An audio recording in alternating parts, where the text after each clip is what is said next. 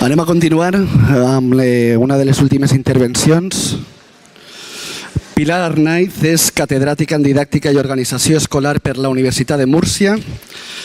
Després de la seva gestió com a coordinadora de l'àrea de Ciències de l'Educació en l'Agència Nacional d'Educació i Prospectiva, actualment és vocal de la Comissió Nacional Avaluadora de l'Activitat Investigadora. La seva ponència, l'avaluació dels centres des de dins i pels de dins, introduirà un element clau en la transformació de la integració educativa en l'educació inclusiva. L'avaluació de centre orientada cap a la presa de decisions i la millora.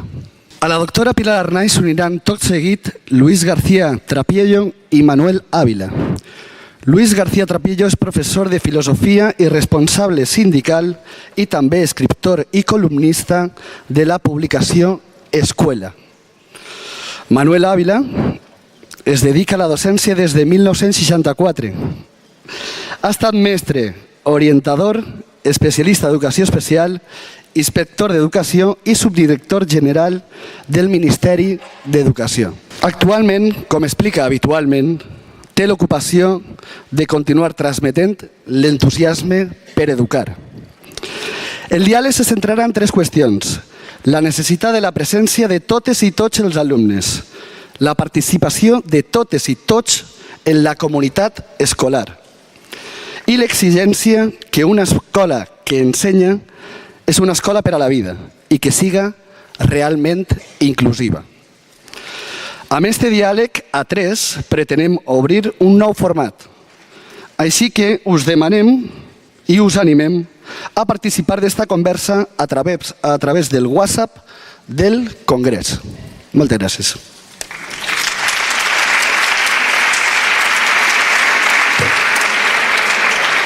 Buenas tardes a todos y a todas. Para mí es un placer estar en este congreso y sobre todo ver el interés que hay en la región, en Valencia, sobre la educación inclusiva, de la que tanto me gusta hablar. Y por eso, pues muchas gracias también le doy al CEFIDE por haberme invitado y a estos compañeros de debate por estar aquí conmigo. Yo el tema que me pidieron que hablara y que con mucho gusto lo he preparado ha sido el tema de la autoevaluación de los centros. Y yo he querido ponerle esta coletilla que quizá parezca redundante, desde dentro y por lo de dentro, porque en la tradición que hay de la evaluación, pues siempre y en muchos casos, como es lo que pretendo mostrar, siempre ha sido mucho más una evaluación externa impuesta desde fuera. Yo no sé lo que aparece en vuestra mente cuando se oye hablar de evaluación. Yo, preparando esto, me remontaba, yo he convivido con esta palabra siempre, porque desde que empiezas a ir al colegio, tienes que empezar a examinar, tienes presiones por parte de la familia, por parte de los profesores, para que vayas aprobando todo. Es decir, que no lo sé, os lo preguntaría, pero generalmente cuando uno empieza a pensar en la evaluación, no lo sé, en vuestro caso, yo como docente, pues siempre quizá lo que me ha venido primero a la mente es la evaluación de los alumnos. Y como os he dicho, esa experiencia que yo tengo como alumna a lo largo de todos los años de mi carrera, pues de tener que examinarme, de tener que ser evaluada y de tener que aprobar las oposiciones correspondientes. Entonces, fijaros que cuando se ha hablado de evaluación en los centros, durante mucho tiempo, yo pienso en los años que he trabajado como maestra de educación especial, tanto en los centros específicos, en los centros ordinarios, siempre la evaluación, desde luego, no ha estado dirigida para los profesores ni para el centro, ha estado dirigida para el alumnado. Entonces, fijaros que esto es lo que sucede, que la evaluación siempre ha sido para el alumnado, en donde hemos tratado de valorar pues distintas cuestiones en el mismo, su rendimiento, el esfuerzo, su capacidad, su motivación, su entorno familiar, si nos venimos a tiempos pues ya más cercanos, o en este momento que tenemos tantos alumnos vamos a decir extranjeros o tantos alumnos de origen migrante, pues vamos a ver también cuál es su origen cultural. Es decir, que la evaluación, como digo, se ha centrado sobre todo en este tipo de cuestiones externas y centradas en los alumnos. Esta evaluación, indudablemente, también hemos visto que en muchos casos es una evaluación que está impuesta también desde el exterior, porque es una evaluación en donde los alumnos son evaluados y nos remitimos a la actualidad, a final de la educación primaria, a final de la educación secundaria, y vemos que tienen que cumplir unos estándares en esa evaluación, y vemos que también a través de esta evaluación pues se produce una rendición de cuentas.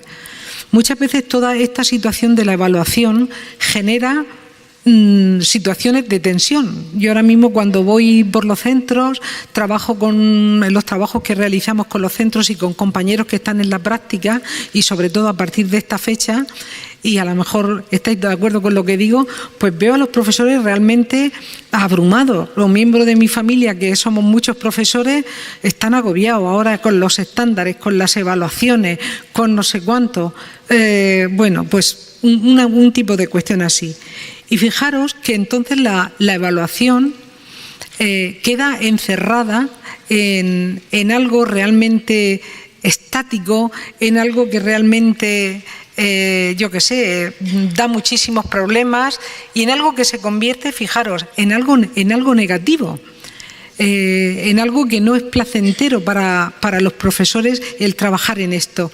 Y por supuesto estamos dando una perspectiva de la evaluación descendente del exterior hacia el interior, pero no estamos planteándonos el tema de cómo estamos trabajando nosotros o cómo funciona el centro o en el contexto que nos ocupa.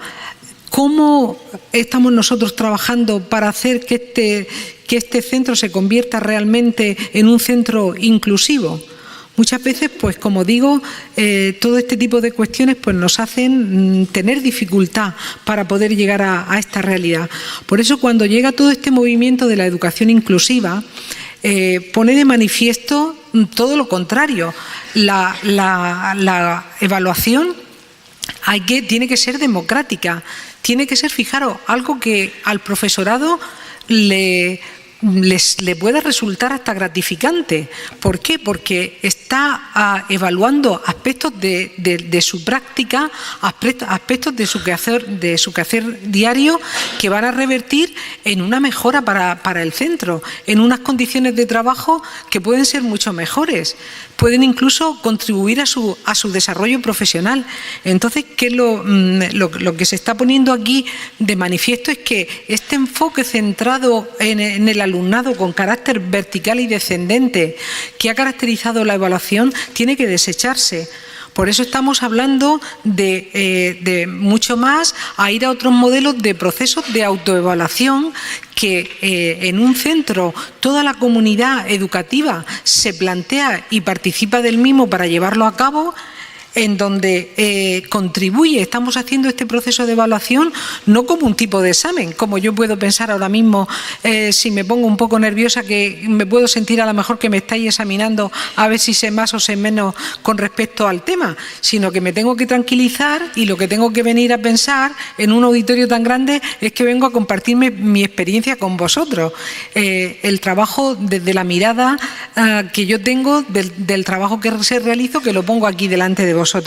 Por eso viene con la educación inclusiva, nos plantea esto completamente diferente, como os digo. Es evaluar para mejorar, es para valorar los aspectos positivos que existen en nuestro centro y para ver aquellas cosas, aquellas otras barreras que nos siguen quedando para mejorar, y desde luego todo esto dentro de una dinámica del desarrollo profesional y de la mejora de nosotros como docentes. Por eso los enfoques que en el marco de la educación inclusiva nos invitan a utilizar, a participar, pues son enfoques que ya han sido utilizados y que están siendo utilizados desde desde el siglo pasado, desde la década de los años 70-80, dentro de los movimientos de mejora y de eficacia escolar, que son procesos, son enfoques de evaluación que están llevados a cabo por el propio deseo de los centros, por el propio deseo de los profesores, de las familias, donde puede participar el alumnado, incluso otros agentes externos que forman parte de la comunidad educativa, pero precisamente para esto, ¿no? Para que nos ayuden a hacer una evaluación no solamente sumativa como antes, no solamente de resultados, sino donde podamos analizar los procesos de trabajo que nosotros estamos utilizando en el centro. Podríamos decir, como una frase resumen que yo he puesto ahí, serían procesos de evaluación, procesos de trabajo que nos dicen a dónde queremos ir y cómo debemos ir. Esta sería la cuestión. Y todo esto, como digo, enmarcado dentro de un enfoque que el profesor Santos Guerra de la Universidad de Málaga, que ha escrito tanto de evaluación, él nos habla de esto. Él pone esta imagen y dice que es como un enfoque, que es como andar un sendero, como seguir un sendero, pero en vez de en línea recta, en espiral. Todavía me hubiera gustado a lo mejor más poner una imagen de una espiral, ¿sabéis cómo no? La típica espiral esta que da vueltas en vez de la que he puesto ya ahí. ¿Y por qué dice que tiene que ser un enfoque en espiral? Primero, está muy claro, porque este enfoque de la autoevaluación tiene que ser, como estamos diciendo, por una iniciativa interna y llevado a cabo por los de dentro. Excepcionalmente con una ayuda externa que sí se puede pedir, pero siempre que esa ayuda externa venga a complementar, venga a ayudar lo que nosotros queremos hacer, no que se imponga nada de fuera. Esta autoevaluación institucional que nos propone este modelo en espiral, precisamente lo que viene a partir es de la reflexión. Es decir, ¿dónde estamos en este momento? ¿Cuál es la situación que tenemos en este centro? Sabéis que ahora mismo existen diferentes y variados instrumentos de evaluación que nos permiten hacer este trabajo inicial de reflexión al propio profesorado, a las familias, a los padres, o sea que al alumnado, para poder escuchar las distintas voces, diciendo, partimos de un proceso de reflexión en donde todos participamos, porque no es que la evaluación la van a hacer aquí, pues no lo sé, los más motivados del centro que van a rellenar los cuestionarios y los demás pues más o menos nos adherimos porque podemos pensar lo mismo o porque no nos implicamos suficientemente. Y todo ello pues con un respeto dentro del diálogo y dentro de un compromiso. Porque, fijaros, ahora mismo hay muchos proyectos de autoevaluación en centros encaminados a la mejora que dependiendo de quién los organice, de quién los lleve a cabo, muchas veces exige en torno al 70, 80, depende de la exigencia, o el 90% de implicación del profesorado para llevarlos a cabo. Porque si nosotros estamos haciendo una autoevaluación que está ligada a la mejora, una autoevaluación para poner proyectos de mejora en marcha, si el profesorado no está implicado en su mayoría en el centro, es muy difícil llevar a cabo este proyecto compartido, porque a lo mejor pues mi compañero de al lado quiere, pero yo no quiero, o los de un determinado curso quieren, pero los del curso siguiente no quieren. Entonces, pues resulta difícil el poder llevar a cabo esto. Por eso la autoevaluación institucional para una educación inclusiva, para una escuela inclusiva, lo que primero que tenemos que ver, ya lo hemos dicho, que es interna. Y la otra cuestión fundamental por la que tenemos que empezar es por un análisis de nuestra práctica. Hay estudiosos del tema de la evaluación que dicen que una de las principales barreras que existen en la autoevaluación institucional son los propios docentes. Es la propia cultura escolar de los centros que muchas veces dificulta el que se lleve este proceso. Porque porque a veces consideramos que nuestra forma de enseñar, nuestra forma de actuar, pues es bastante adecuada, ¿no? Y que pues no merece la pena cambiarla. Por eso, fijaros que la insistencia en esto. No estamos haciendo una autoevaluación institucional, no estamos analizando las prácticas que llevamos a cabo para que esto lo que redunde sea en una mejora personal mía como docente, que sí que va a redundar indudablemente, porque yo voy a mejorar profesionalmente, sino que se trata que la institución como tal sea capaz de dar una respuesta educativa lo más acorde a todos los alumnos que hay en el centro. Y esto no descubro nada, porque esto lo sabemos todos. Pero ¿cuál es la cuestión? Que muchas veces del deseo a la práctica y a la realidad, pues es donde se encuentran estos problemas. En muchas investigaciones y en algunas que he tenido la oportunidad de participar, cuando se hace algún estudio de tipo exploratorio de lo que está sucediendo en un centro, fijaros que a lo mejor el primer paso pues es reunirse con los profesores y preguntarle qué es lo que está pasando en el centro, cuáles son los principales puntos fuertes, cuáles son las principales barreras, si somos capaces de estar dando respuesta a todo el alumnado que hay aquí.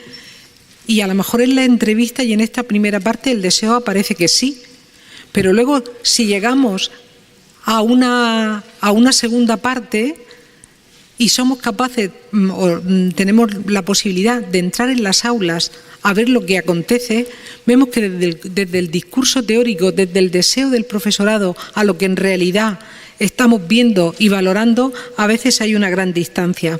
Por eso, y termino ya porque se me acaba el tiempo, en este sendero que os decía, en este sendero que requiere la autoevaluación institucional, veis que es fundamental en un principio que haya este deseo de cambiar, que haya un deseo sincero en la realización de la evaluación, de la autoevaluación, para poder establecer planes de mejora, actuaciones de mejora, cosas aunque sean pequeñas pero que son reales, que sean factibles, que las podemos llevar a cabo, que las podemos volver a evaluar, que podemos formarnos porque nos damos cuenta que a lo mejor lo que queremos hacer en la mejora, pues necesitamos formación y desde luego que todo este trabajo que hagamos quede institucionalizado.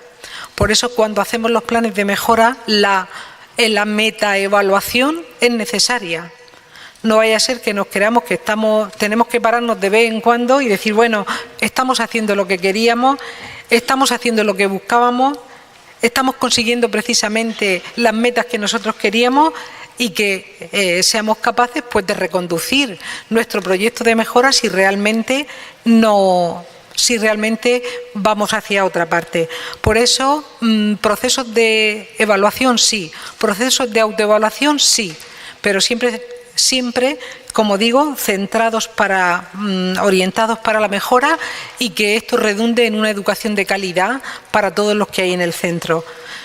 Otra cosa importantísima, la mejora, la autoevaluación y la mejora no se producen por sí mismas, tienen que ser un proceso que tenemos que planificar y dedicarle un tiempo a esto. Y por tanto, os invito a todos, que seguro que muchos ya estáis inmersos en vuestros centros, a llevar estas dinámicas de cambio y mejora como comunidades educativas que caminan y se dirigen hacia la inclusión. Gracias.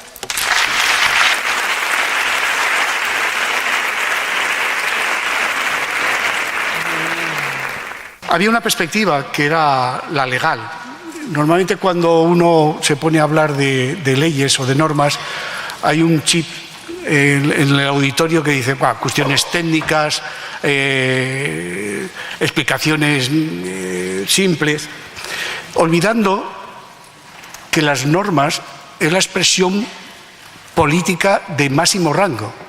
Los gobernantes, los políticos, realizan su voluntad política a través de normas, o bien las aprobadas en el Parlamento, o bien las que dictan en función de su cargo. No hay otra. Esa es la política. Igual que es de político, o es política, la interpretación que hacemos de las normas. Exactamente igual.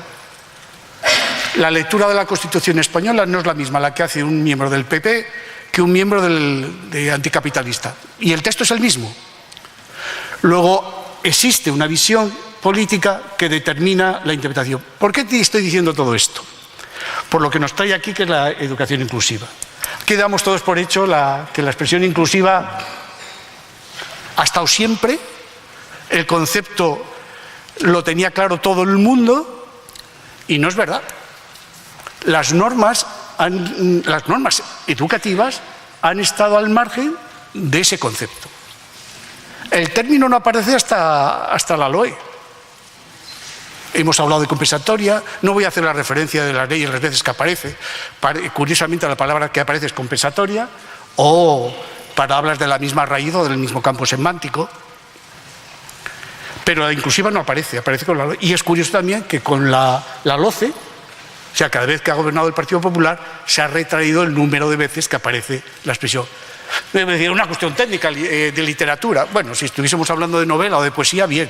Pero estamos hablando, repito, de normas que determinan y prescriben qué hacer y cómo hacer en el aula. Con esto quiero indicar que las normas hay que tener... Me podéis interrumpir en el diálogo. Porque estas normas que hemos avanzado, la LOE ha supuesto un gran avance, hay un salto ya cualitativo, repito, con la palabra inclusiva, y aquí hago una pequeña referencia a una sentencia. Yo voy a hablar de dos sentencias. Hay dos sentencias en estos momentos en nuestra jurisprudencia fundamentales. Una sentencia del Tribunal Constitucional del 2014 y una sentencia del Tribunal Supremo, cuando tenga más, no es jurisprudencia, pero preavisa ya de cuál va a ser la interpretación, que hablan del mismo asunto, de la misma materia. Paradójicamente, decíamos en la conversación, contradictorio, con resultado distinto. Brevemente, la del Constitucional, unos padres con un hijo diagnosticado de autismo que exigen que su hijo permanezca en un aula ordinaria, que es de lo que estamos hablando. La del Constitucional. La del Supremo, exactamente lo mismo. El mismo caso. El Constitucional dice que ese niño tiene que estar escolarizado en un centro específico, o sea que la resolución de la Administración en su momento se ajustó a derecho y a los derechos fundamentales de la Constitución, y el Supremo dice que el niño debe permanecer en el aula ordinaria. ¿Por qué traigo todo esto aquí a colación? Porque son dos sentencias doctrinales donde aparecen conceptos nuevos que tienen mucho que ver con las normas. Las normas que se redacten sobre materia de educación inclusiva no pueden hacerse al margen del contenido doctrinal de estas dos sentencias. Si me permites, Luis. Sí, sí. Además de la Constitución y la sentencia del Tribunal Supremo, una obligación de los Estados es el respeto a los tratados que firman y a las convenciones que también le obligan.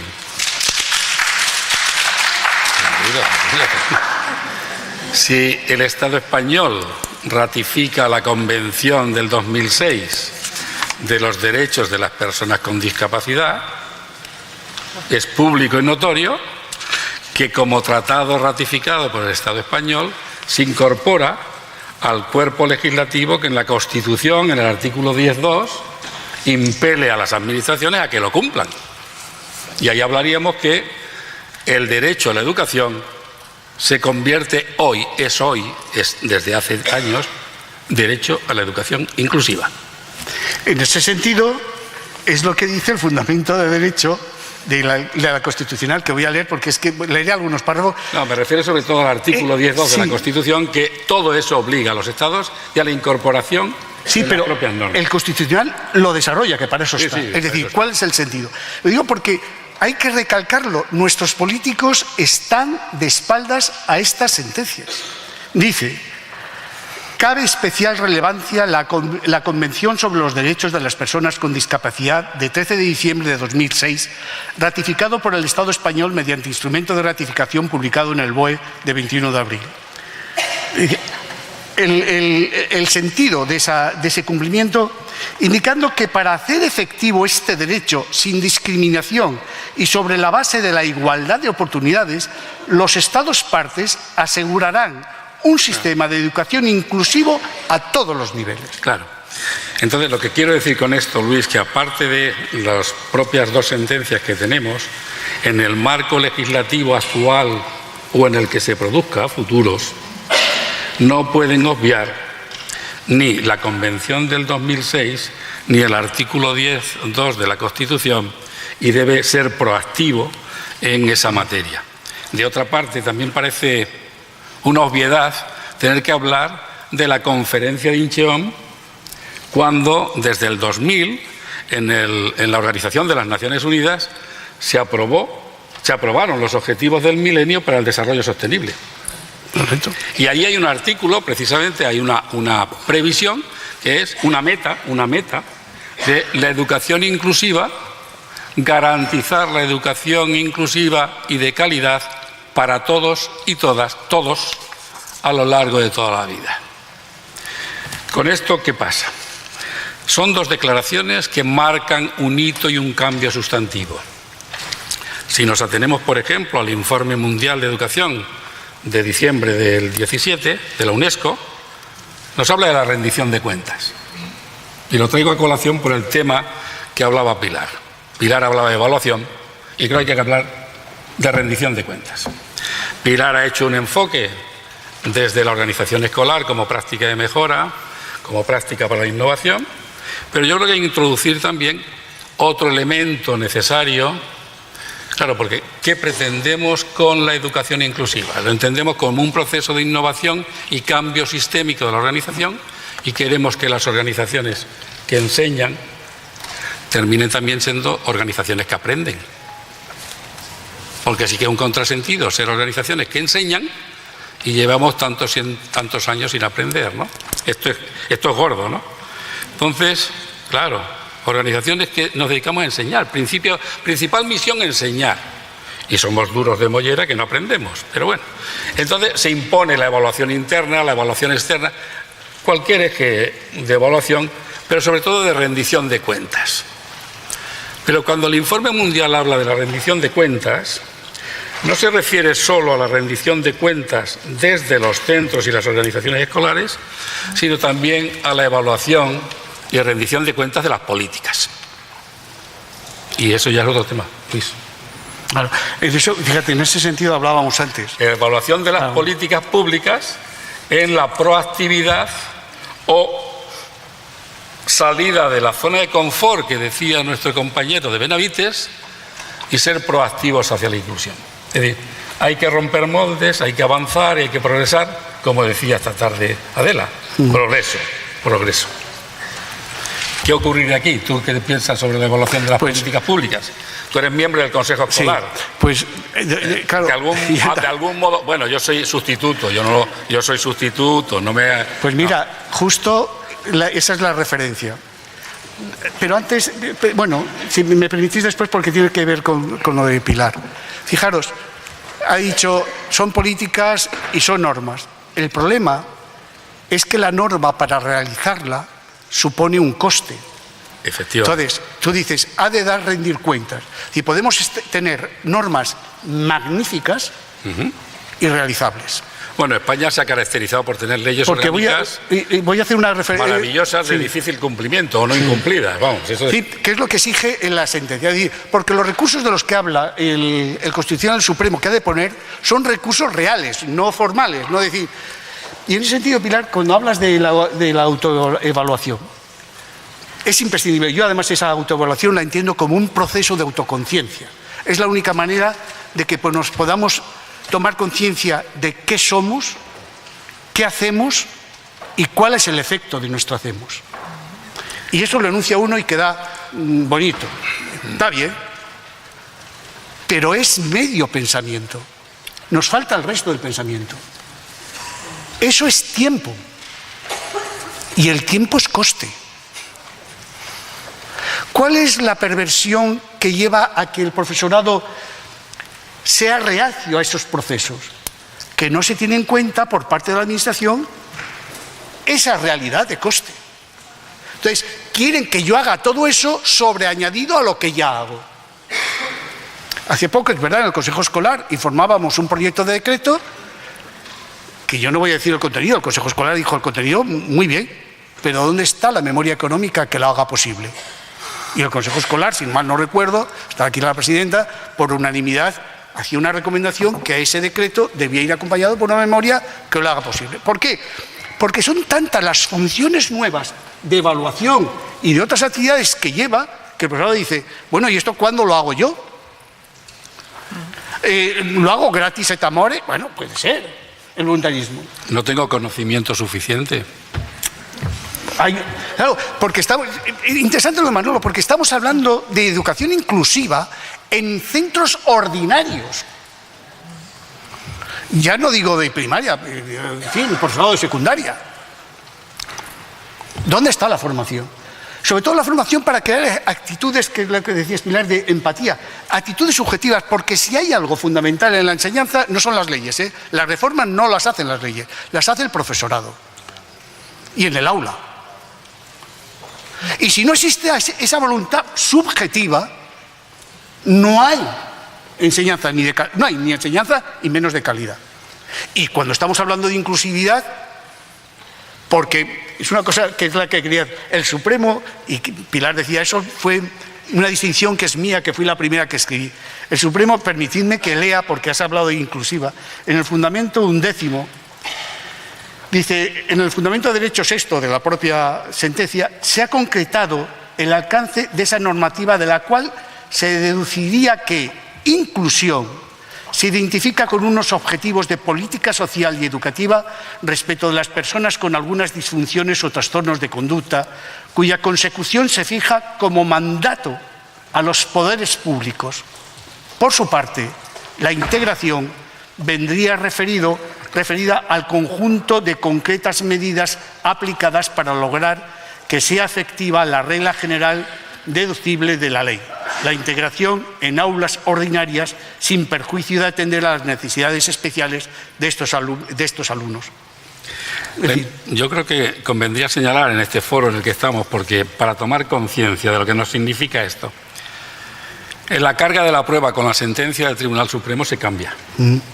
Hasta ahora, la persona en situación de vulnerabilidad, en situación de exclusión, en situación de escolarización, diríamos, restringida, o en sistemas más excluyentes, tenía que justificar el padre, la madre o la familia todo lo demás.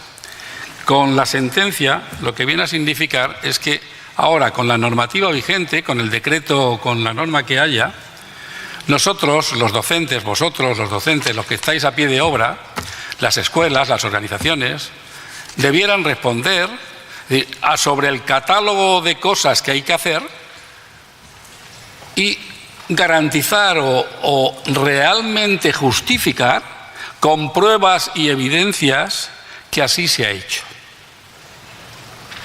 De hecho, alguna de las sentencias, la del Tribunal Supremo y otra reciente en la misma comunidad autónoma, lo que viene a cargar en ese sentido, y sentencia respecto de la administración educativa, que no han garantizado, porque no se han llevado a cabo aquellas prescripciones que incluso la propia administración había hecho. Es decir, la norma nos va a exigir que cumplamos en plenitud todo el conjunto de repertorios y actuaciones que allí se establecen. Por eso me preocupa también lo que decías tú. Sí. Claro, si a todo esto ahora lo añadimos, bueno, habrá que establecer qué condiciones, ¿no? Bueno. Yo lo que quería decir es que muchas veces se nos olvida esto, que de lo que dice la norma hasta lo que acontece en un aula hay un tramo muy grande. Y una cosa que se olvida es que la educación inclusiva es muy difícil de llevar a cabo. Es compleja, es difícil, es como una meta que tenemos que tener ahí, pero en realidad el llevarla a cabo cada día en los centros no es una tarea fácil. ¿Por qué? Porque muchas veces en los centros no hay los recursos ni a veces las situaciones más adecuadas para que determinados alumnos que estén allí reciban una educación de calidad.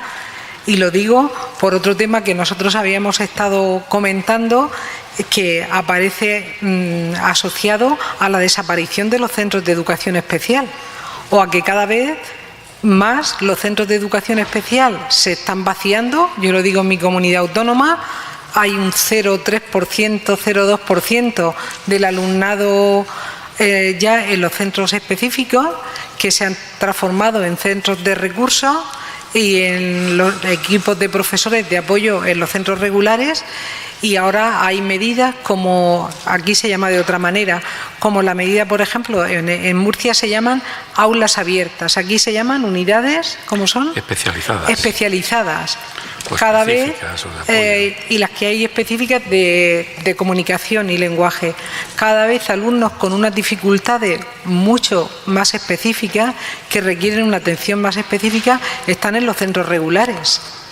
Y el atender toda esa diversidad de características de esos alumnos realmente es difícil. ¿Es una medida inclusiva? Sí. ¿Legalmente en las leyes la pone? Sí. Pero luego de que eso sea posible llevarlo en la práctica, pues es una realidad bastante diferente.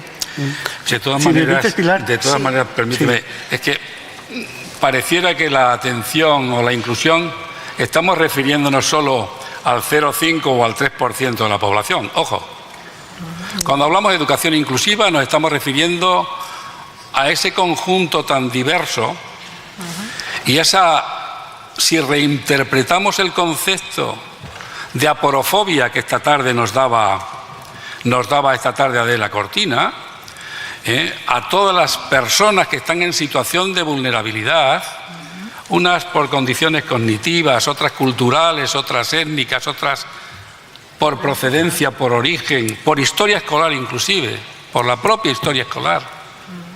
Los que están en situación de inaccesibilidad emocional para el aprendizaje porque han sido hechos fosfatina a su autoconcepto y su autoestima.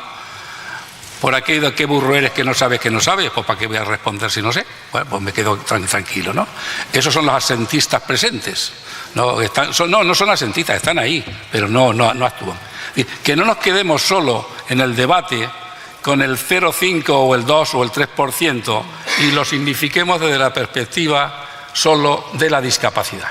Creo que el debate del reto de la inclusión en el siglo XXI nos lleva a ser capaces de entender cómo esas diferencias tan significativas de todos y cada uno por su singularidad. Hemos hablado de que somos únicos. Somos únicos. Por lo tanto, eso va a ser una nueva necesidad. Tenemos que reenfocar estos procesos.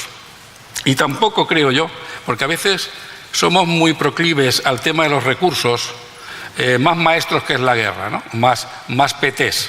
Yo no creo que se solucionara nuestra situación de inclusión o no con 4.000 PTs más en la organización escolar. Si no cambiamos nuestras prácticas, seguiremos haciendo el mismo modelo de deriva a los especialistas y haremos que la atribución y la responsabilidad sea del otro.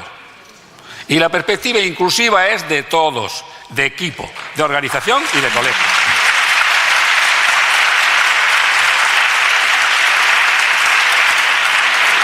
Nosotros Y eso, Manolo, queramos o no queramos. Estas sentencias a las que refiero, repito, son fundamentales porque hacen la lectura definitiva del artículo 27 y lo hacen basándose o refiriéndose al artículo 14 de la Constitución, que dice que todos somos iguales. Todos iguales. Por eso, como todos somos iguales, todas las sentencias que se produzcan, se reescriban o se den a partir de ahora, va a ser en el sentido de que la escolarización ha de realizarse en centros ordinarios. Y ojo, porque estábamos hablando antes, hay trampas. Ahora dice, la educación inclusiva es de toda la plantilla, de todo el colegium. O sea, primero, ojalá algún día consigamos que en cada centro haya una conciencia de colegium. O sea, colegial, de una unidad de acción, ¿no? Se entiende muy bien en el proyecto de Benavites, que es un proyecto en el que todos, todos están implicados, en el que todos se comprometen, en el que la comunidad lo entiende como propio. Porque es que si no, corremos el riesgo de que los centros específicos que tienden a desaparecer por esta doctrina, bueno, lo que pasa es que se han multiplicado de los lugares donde están y se conviertan en minicentros específicos en cada centro educativo. Sí, sí. Ah. Ese es el grave riesgo. Es que eso ya está pasando. Es que es eso. Eso está pasando. No es que corramos ese riesgo. Hablando de esto... Es que ya, sí, ya están. Yo digo que cuando ponemos la mirada, el locus de control en los centros específicos, cuando decimos, desde la posición radical, los centros de educación especial deben desaparecer. Vale, apúntate un 10, vale. Pues ahora viene la posición contraria, la moderada.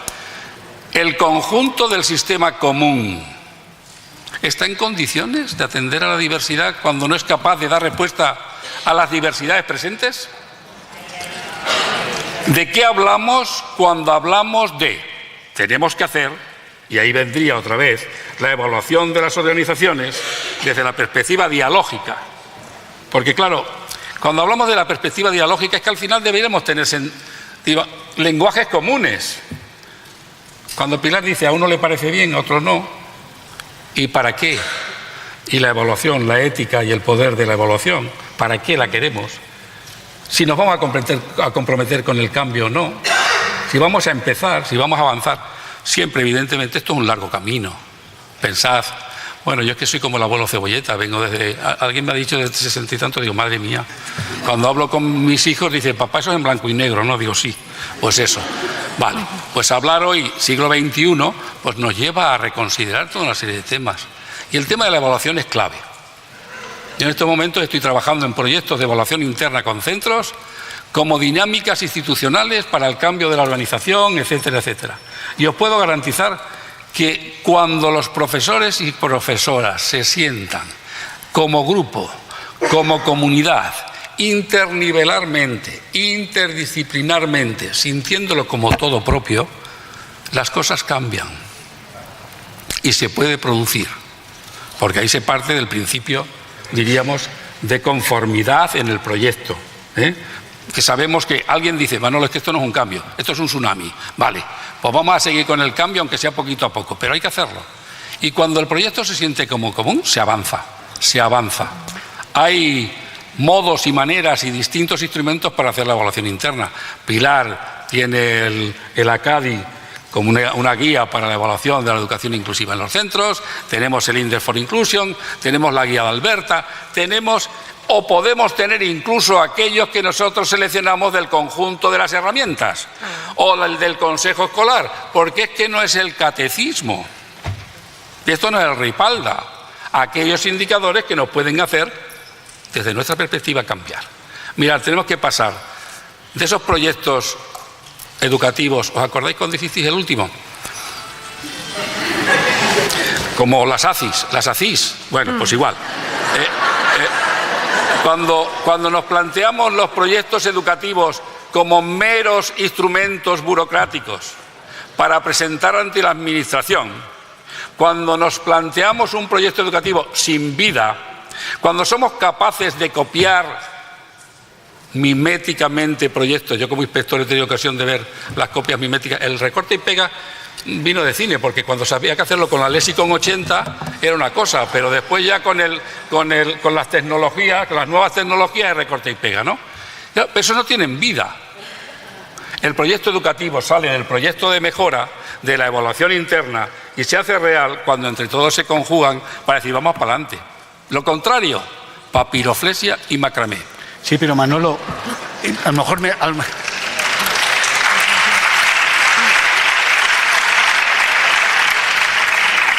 a lo mejor de mi vieja etapa sindicalista, eso, mientras no se considere por parte de los políticos de la administración como una actividad laboral remunerada y reconocida, claro, será voluntarismo, implicación de gente que las hay muchas, y muchas, pero no será universal. y la inclusividad va a ser universal. Una de las variables que siempre me sale en las evaluaciones de los centros, puedo hablar en torno, en estos momentos, a unos 30 y tantos centros, en Asturias, en Castilla y León, y por Andalucía y aquí en Valencia, la Comunidad Valenciana. Una de las variables que sale siempre es el tiempo necesario para la gestión colegiada de proyectos, para la gestión colegiada del equipo docente, para el afrontamiento de la inclusión, etcétera, etcétera. El tiempo. Tendremos que repensar que entre la jornada laboral, apoyo la vía sindical de Luis, habría que reconsiderar esos tiempos que son necesarios para la formación continua y permanente, pero sobre todo para el diálogo interprofesional que nos falta. Yo añoro la metáfora clínica cuando el conjunto de los médicos de distintas procedencias y formaciones se unen para salvar al paciente. En nuestras organizaciones a veces se unen para ver cómo se lo quitan de en medio y derivan a sistemas excluyentes. Este para el Centro de Educación Especial. O si no, aquel, que me lo mire la psicóloga, mándamelo al PT o mándamelo para la unidad, para la unidad.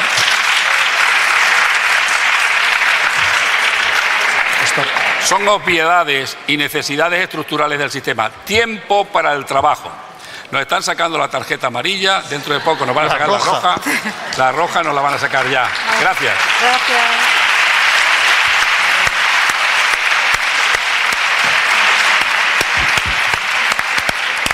Bueno, abans de acabar esta primera fase del Congrés, donar-vos les gràcies per totes les preguntes que heu enviat al WhatsApp, que n'hi ha des de preguntes per Adela, en quin percentatge eduquem en el coneixement, la felicitat o la moral, preguntes per al CRA, si podien donar diferència entre racons i ambients, preguntes per a Bernat, si podia posar algun exemple de barreres que havia superat Guillem en la tecnologia, preguntes per a Cifuentes, per a Pedro, si els seus treballs se van a penjar en la web del Cefire i podem avançar que sí, que es penjaran a partir del dilluns, d'acord?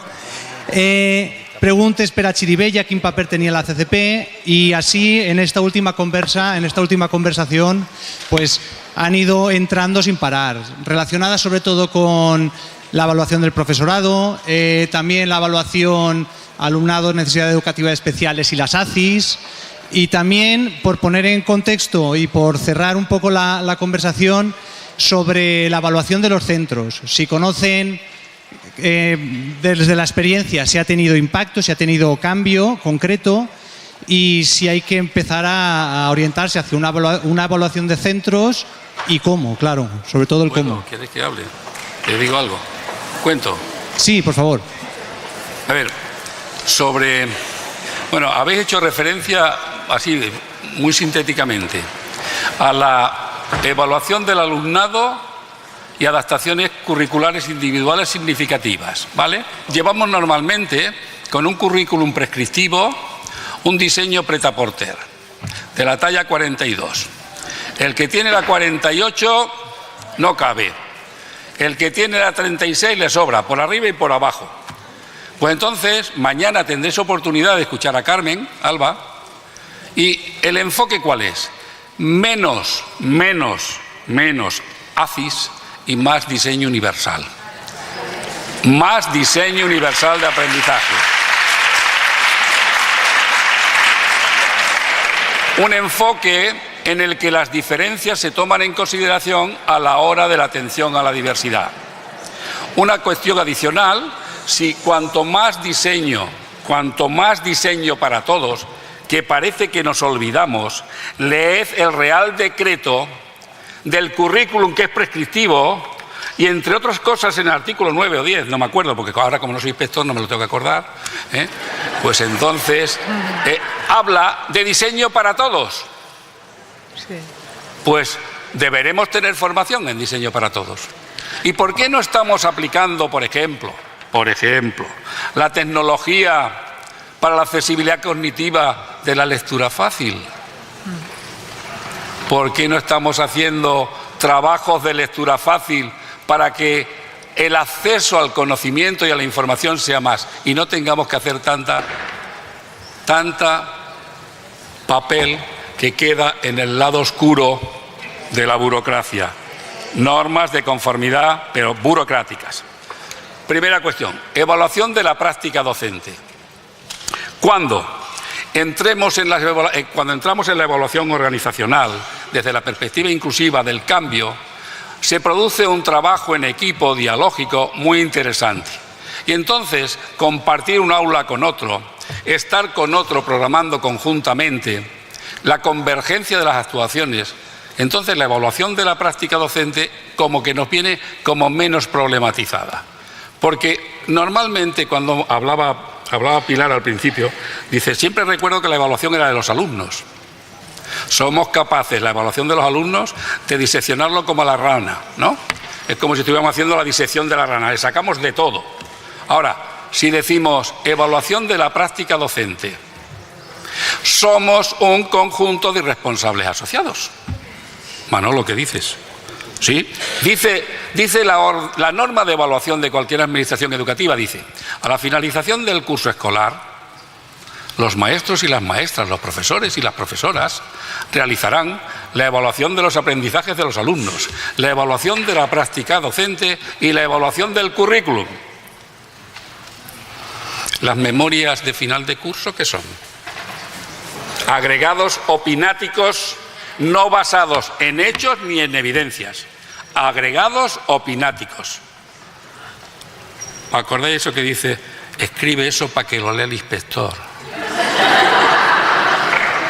Una descarga emocional. ¡Ale! Terapéutica. O sea, la PGA se convierte en un acto de terapia colectiva. Eso para que lo lea el director o la directora. Bueno, pues esto tenemos que reflexionar sobre nuestra profesión, la ética de la profesionalidad, de la que nos hablaba antes también Adela, ¿no? La perspectiva ética, ¿no? Y luego hablábamos del alumnado, de la práctica docente y de las organizaciones escolares. Yo os puedo decir que los resultados, bueno, en estos momentos, el día 5, me tengo que reunir con unos 20 centros en Asturias. Los centros durante todo el año han tenido actividad, hemos tenido una sesión mensual con asesoramiento externo de los compañeros de la Universidad de Oviedo, del Departamento de Innovación e Investigación. Yo suelto los programas, les pongo en marcha y tengo, en tanto yo no estoy allí, hay un acompañamiento, ¿no? Bueno, pues el otro día, en la última visita que he estado, hace unos 20 días, bueno, ya nos dieron un rapport de un montón de cosas y van como motos. El día 5 próximo nos volvemos a reunir para decir, y el programa de mejora para el próximo curso, aquí, acá. Hay cambios, hay avances, empezando por los cambios que son factibles de inicio y sobre todo por cambios que supongan éxito. Porque si no, en el ámbito de las actitudes, siempre aparecerá aquel que dice, si ya te decía yo que esto es un cuento, ¿lo ves? Si esto no sé qué. No, vamos a llevar a cabo todo aquello que es posible. Como decía el compañero de Benavites, lo que es posible, vamos a intentarlo. Y lo imposible lo seguiremos valorando la posibilidad. Así es que, por ahí, la evaluación de la práctica docente es una cuestión de responsabilidad profesional, de mejora. Porque va aparejada también con el diseño de currículum. ¿O nos gusta más el ser deudores de la editorial? Con lo fácil que me lo ponen. Y ahora viene este con el diseño universal. Madre mía. Y ahora viene este, pues sí que voy a tener yo que faena aquí. Pues más tiempo, a la consellería hay que pedirle, a las administraciones, tiempo para los docentes y tiempo incluso para la Inspección de Educación, que puedan acompañar en el asesoramiento a los centros, porque de eso sí que saben. Nada más.